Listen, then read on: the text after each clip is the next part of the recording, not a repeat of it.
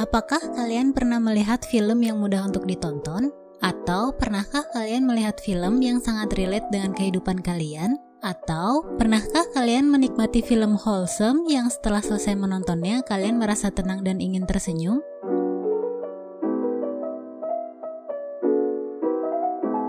Tidak lama ini aku menemukan film yang berhasil membuatku merasakan hal-hal yang sudah aku tanyakan sebelumnya. Film tersebut adalah Only Yesterday. Only Yesterday adalah salah satu film produksi studio Ghibli yang ditulis dan disutradarai oleh Isao Takahata yang juga membuat film Grave of the Fireflies dan The Tale of Princess Kaguya. Dan jika kalian bertanya mengapa film ini berhasil membuatku merasa tenang dan nyaman, itu karena ada hal spesial di film ini. Apa yang spesial dari Only Yesterday? Simple. Ya, simple itulah yang membuat film ini terasa spesial. Saat ini sudah jarang kita temui film yang dapat membuat kita merasa nyaman. Kebanyakan film sekarang harus berkonflik, kelam, dan kompleks. Film ini berfokus pada Taiko, seorang wanita kantoran berumur 27 tahun yang memutuskan untuk menghabiskan waktu cutinya dengan pergi ke desa. Berikut beberapa hal sederhana yang diceritakan dalam perjalanan Taiko dan membuat film ini terasa spesial. Kenangan. Di dalam film ini, kita akan disuguhkan dengan banyak cerita flashback dari masa lalu Taiko. Tidak jarang juga kita akan merasa sangat susah menonton film ini tanpa dibanjiri kenangan masa kecil dari kita sendiri. Dalam eksekusi animasinya, kita akan disuguhkan dengan dua style yang berbeda.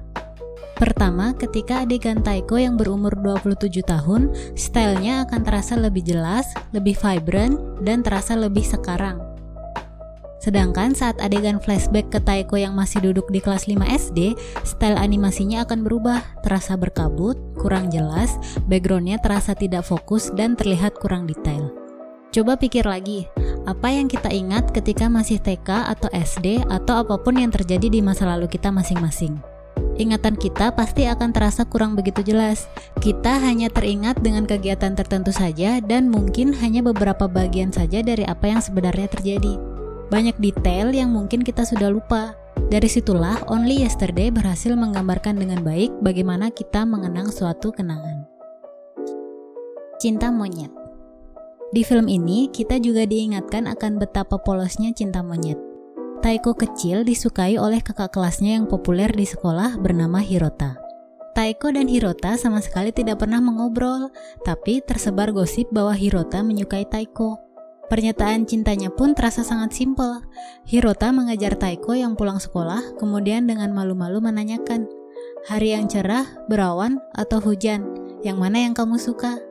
Ketika Taiko menjawab bahwa favoritnya adalah hari yang berawan, Hirota tersenyum lebar dan mengatakan bahwa dia juga menyukai hari yang berawan. Hanya seperti itu saja dan kita merasa tergelitik dengan apa yang terjadi selanjutnya. Apakah kalian masih ingat bagaimana rasanya suka pada seseorang untuk pertama kalinya? Bagaimana rasanya dilihat orang yang kita sukai? Masih ingatkah bagaimana dada kalian berdegup kencang ketika diajak berbicara dengan dia? Polos. Apakah kalian masih ingat bagaimana adik atau mungkin kalian sendiri pertama kali menstruasi? Beberapa hal yang aku ingat adalah banyak anak-anak yang menganggap bahwa menstruasi itu adalah hal yang memalukan. Tidak jarang juga anak perempuan merahasiakan jika dia sudah mens ke teman-temannya supaya tidak diejek. Atau mungkin beberapa adik kita bahkan sampai menangis ketika mendapati dirinya mengeluarkan darah yang tidak biasa. Hal itu juga yang terjadi pada Taiko saat dia masih kecil. Dia teringat bagaimana dia merasa malu ketika harus absen saat pelajaran olahraga dan dikira sedang menstruasi oleh anak laki-laki di sekolahnya. Menstruasi bagi orang dewasa memang sudah menjadi hal yang biasa. Namun untuk anak-anak, hal tersebut merupakan sebuah kejadian luar biasa yang mungkin akan sangat menakutkan bagi mereka. Buah nanas. Pernahkah kalian menginginkan sesuatu, namun setelah kalian memilikinya, kalian merasa bahwa apa yang kalian inginkan tidak sesuai dengan harapan kalian. Bahkan kalian tidak menyukainya. Di salah satu adegan di film ini, ayah Taiko membeli buah nanas yang terkenal sebagai buah yang langka dan mahal. Saat itu, seluruh anggota keluarga Taiko merasa kagum dan tidak sabar ingin memakan buah nanas itu. Namun, ketika akhirnya mereka bisa mengupasnya, ternyata rasanya tidak enak.